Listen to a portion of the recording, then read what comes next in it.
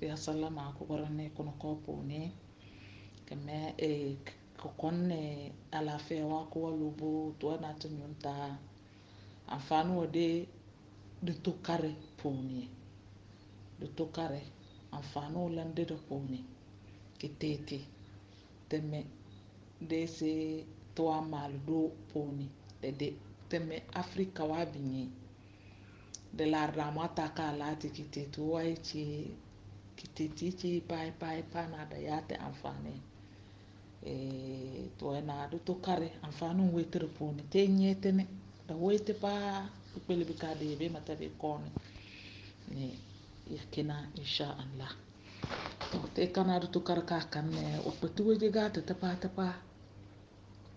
petu to je ga ta pa de do poni te gbana de vitamine B to je ga ta ba ina B vitamine C de poni calcium potassium magnesium wa da wete eka do tokare te kana buchi bubam basa amfano buchi bo fete kiyo kide me fe ai do ebe poni me fe wa buchi mbe do tokare wa buchi ne ido ebe poni bi pe una buchi pharmacie bi pe una pharmacie eka do tokare bi fete kiyore na owa abemfo abemili na mili mbele dana ka do tokare nda buri de mare kana obe perde abe ilumpui 50 ans nke da buru wa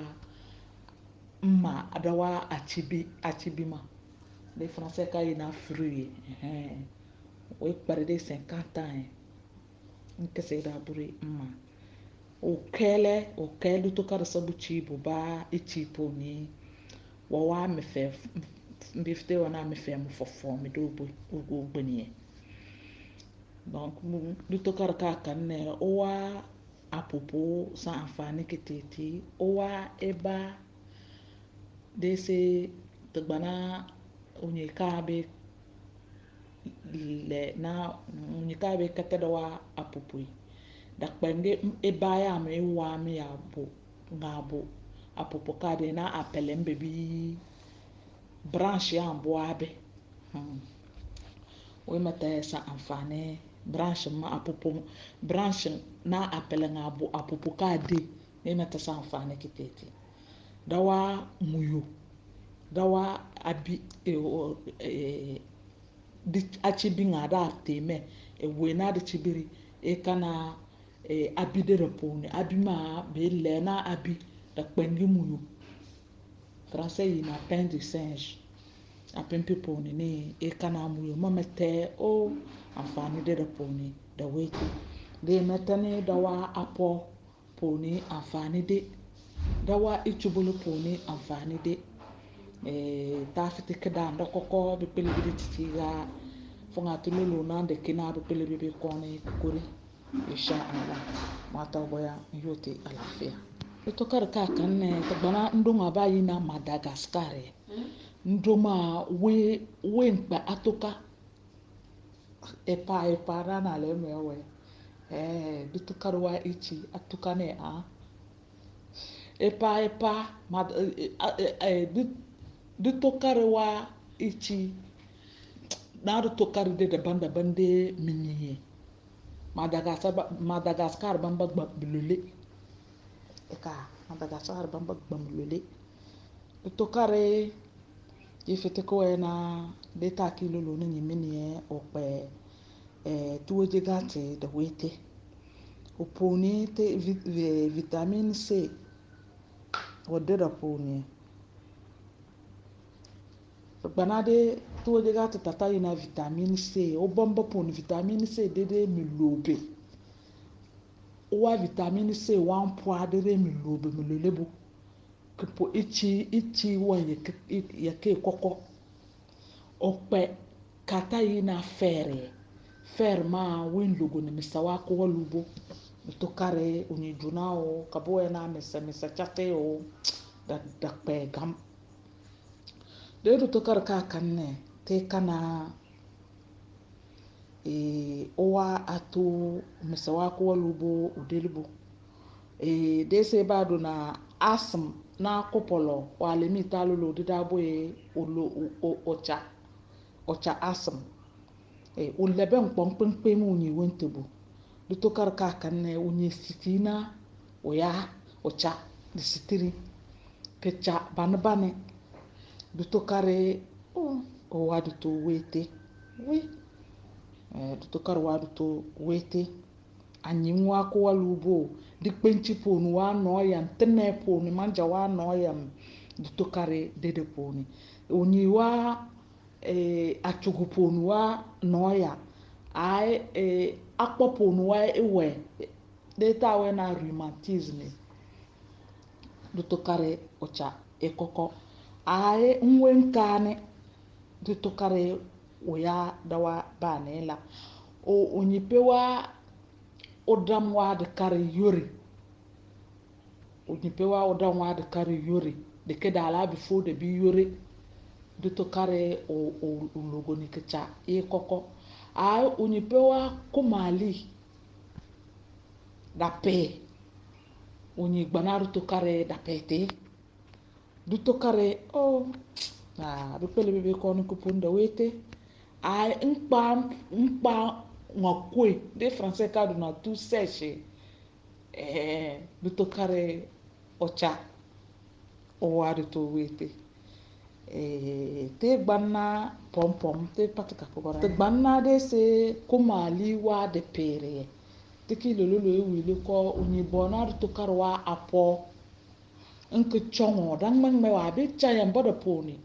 de ke ya dura onyi peni ke ya dura eweta insha Allah ototiana analize we kana komali mapeti na mwata wampwa ai anyinwa ko walubo na yambo boko nyinyi miri ni be yake gedanye albande kukulu ya yambo be yanko nyinyi mini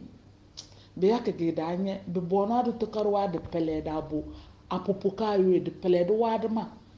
branche mbo abe babo apopoka yo remme ate de pele mbe yi ne be bo nki kunyi pe gba ta no wa anyi denne nki to munyu poni ki jo munyu kopo ata de pele ma wa po boy nki gba to kopo poni ito na kopo poni da kotena kada wa munyu ka jome munyu ma jome na be ye ku josi mir poni insha Allah ko kodo poni ka kanye da be ya nyene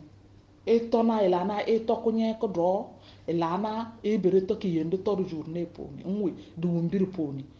kana na mwata wa mpo da be le ka ko nyenye mir poni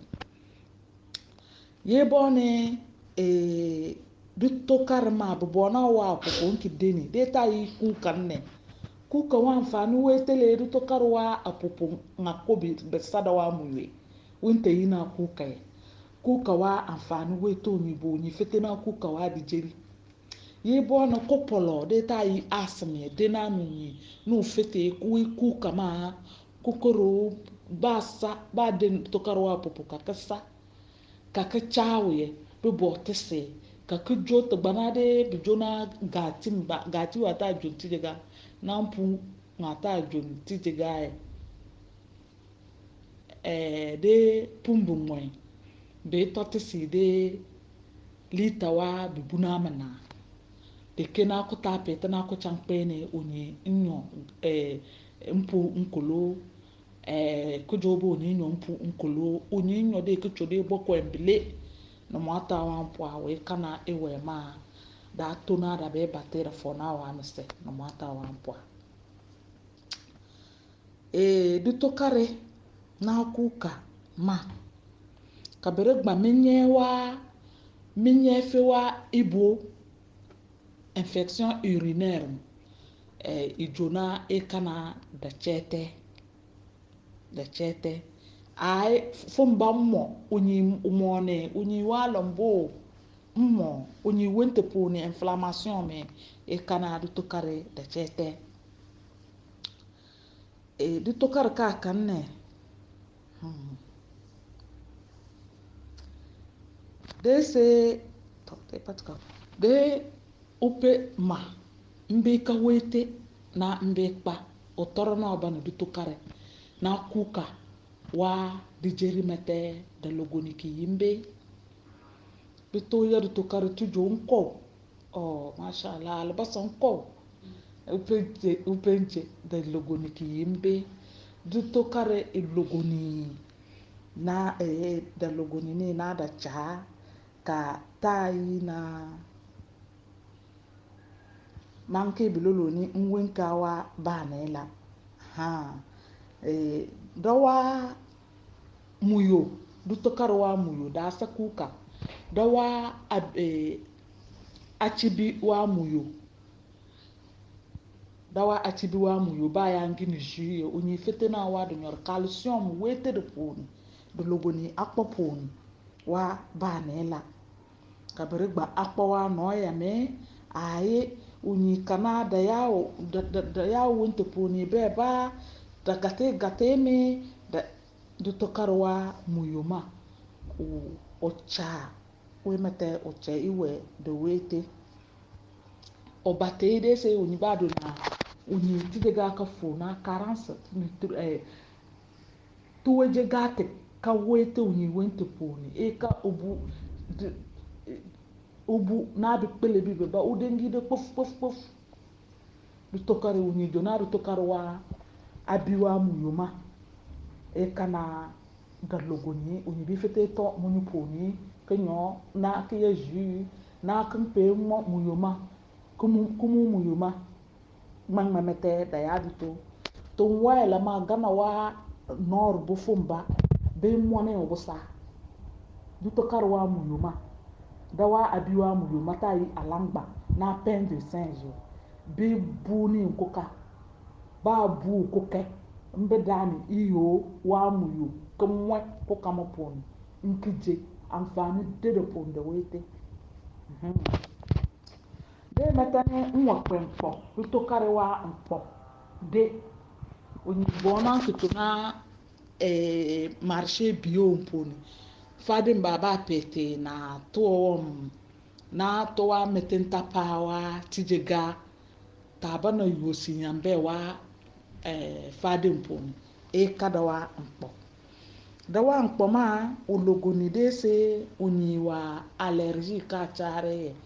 ka onyi bo kana ya bo de sense da pe yawo abi de metane mpo man ka ya kunukunu bili onyi be ya kasaga mi logon tuwe wa alafia wa nka onyi wente nde kula me to jon kula me ki ji kula me ya kula me de kula me dawa mpo daya dese onyi wa fumba mona ifete ya kitsagalbo na kide be ya no bom de metani onyi wa tinye sense mona onyi wa anyi mete winao da koko du tokarwa mpoma daya du tokarwa mpoma mete kuna de wunda kunyi wifete ya kisaga mbo ki tokpe amakubu we ma deli bo kapiti deta ina cicatrice onyi toro na oba bansa la kisaga na daya deta mi wo mne kana onyi ba wi ka bi pe ya milimeter ka de pe de pe ya na da samaji de bi pe wete gaba de ya salan na de gba onyi gba na ke ya na salan da kana ya kokota lulu ne da be wete de metane deta bre lolo do afane minne onyi tekpe ya degete français na abus de toute chose est nuisible onyi tekpe ya degete onyi bi ya na deta mi onyi bi ya ko chankpe ne kujobo de da wa mu yo mata lolo ne da pe kpane onyi wa ruto ko chankpe no wi kujobo ba salo ki beru mu ni ka koko bi onyi amfani onyi ya na degete na mete dasa no ya kite de te ya na te bede tabe nyonge ka da chetete ye to karwa tikpe kitoni ya da wa tikpe kije da sa amfani kite ba ma upe o jawo da sa amfani kite ba ma da kuru nyiwa tuwo po insha Allah pele bi te tamana ti yore le sana da bare di dina insha Allah be kone ke bare ma ta jinna wakati kitena te kone keke to do to docteur mate ka ba do konde insha Allah du to karwa amfani da wete da sa da kokon to luluwe en si data ma ka ba to docteur mate to du pele bi mate to kone te koteti yake taponi te da kokoi insha Allah tepeni do. Assalamu alaikum warahmatullahi wabarakatuh. Assalamu alaikum warahmatullahi wabarakatuh. Ya salama ko kono ko gimi ko albarka ko ko to do tenalem ma taw bo yanje albarka no adu ko ndu pone tena Abdulatif duwolombo ma tan jall baraka do bare do bo ko ba wala fiyam kiyato ko jo la fujaja angu fe ponu wa nada chini unyi angu fe ponu oh danyen na sao ba kana unyi de ponu wambo yangide ai de fer ponu mo da yangide ka koko unyi nyunyo eba deta ina droge inyoma droge de pondo wete da yangide koko unyi tonyo ngu fer ponu nyoma poa da yangide ha da boya da kidena unyi de lele mo bi fete ya ka da pe yure du burga te kana unyi bi fete bode du nyuntai ke pa ang fe wa nkonko da sa dungu fer poni le dungu fer pa wa nkonko unyi bi pa de kana da be ba mesema da be agema be pe agenga pe te na nga moka da ya de unyi bi fete na dana ko yede unyi bi karkete salang ke fe if unyi fe na kana misenko bi nyene misenko ma nyen na lembe misenko ma nyen na da bi pasochi ai unyi ka fete fe na oba dunyunta ke palubo kana da bi yori ne yibone unyi bi fete ke gba tengme de awe ke pe anfe tengme wa de pere anfe sa du chuturin ta pe ne tengme da sana de unyi bi ka son son wa munyuni a ka son son de kele da wa munye ne to tengme da poni munyu mo poni ke gba to son fe poni to da bi pe yoro won wa na no ma de mo mwa da sa ko unyi mbo enyo ya wa be nyo dokpodo wa ibo ni madi di pa data ina sinusite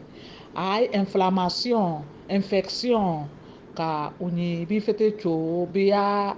analyse ka pa ka denu ye ka ke be de wa be jete ube ha da boy ma to boy an jin kiti titi ya tamana te ke de bare de ma amada matna bi fete kore goran ne te inshallah te pat ka to alaikum assalam wa rahmatullah wa barakatuhu to tena to do te to wa ojaja wata waya lubuni kijal baraka de bare de bo to ya de poni en sana de ma we na de pele to da wa ko jale malene we me pefi ke chata kele ke mine funga ngambiri kate lubonu nyin keta ata da samunyu do wom na a e bo ko mai ke yani na samunyu do wom na e bo ko mai ke yani da sana agba ata libo maka ka tomunyu poni ka da fete yana njomo deni munyu ase ike tomunyu poni kana njomo nyene da wa do jonde manyene to o da wa do jonde mana bi yak josni mir poni yana kula ma yake pele na pele de pele mamunyu poni e kana do jom ki de munyu ko jom to we na bi jodi ni mir poni nko goron ko to pe goron ko to ko poni ta pe karna pon yi pe kana ile na da jom ko choni de ni pe jo wo jom yema da poni ma de na be yange aya kito ni goran kuto mun mo poni kipote kiti ya sawa bukata wa be pe ya gora na kle de pele ya ma e kana njomo ma de lide de boni pe ya kijo ha de ni inshallah. Alaikum assalam wa rahmatullah wa barakatuh. To gora no de ga da bare de ni leri bo da satalase moringa we talasa we kasa be deni we mbo pon talasa ndasa kuka de se mi japo ka ke we dawa unyin deni nwibu da bate da wan poa ifete na nko boso wa do boro kor de sa ai pom na de ne malaka ba deni mbo poni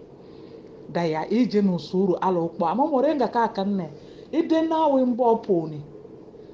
ide na we mbo poni da kele pa we ta da be kpo da be kpo meyange da be kpo isa kecha al kele da koko eka amo esko de kuse de na cho to ne kana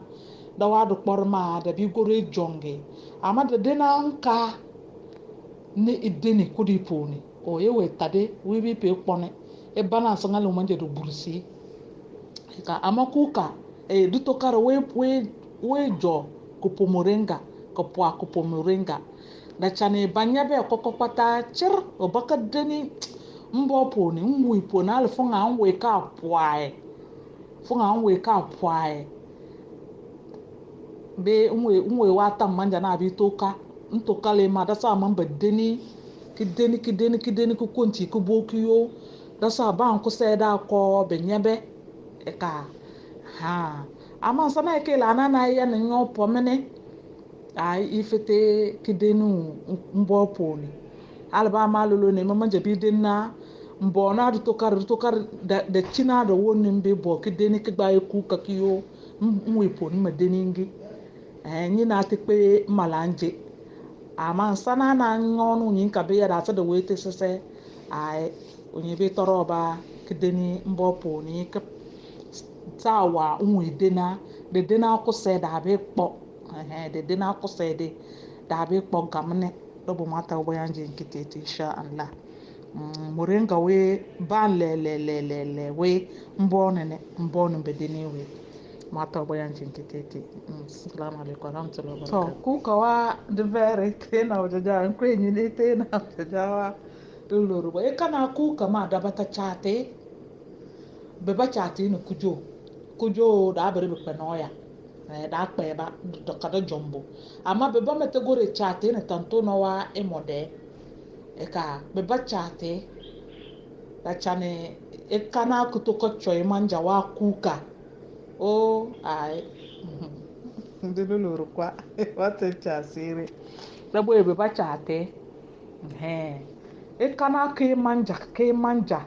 ni de du pombiri denunye moridi denunye onyo ke gewe wadabe ke o son manja kai onyo ke ge ne du nyor mama te e da ta kana da ke pene onyi pombiri pona da ke late tombe ka ku kama nku bu ba be pa mi bolo son dele ke te odange ngbanyo da jomde ke chanyin kunyo ko chang pe ne kunyo ku jobo nya tamana aldo ko te we ko poni ka bi jin kula me don logonu de ke du turu wa ma da koko da bate o dai kun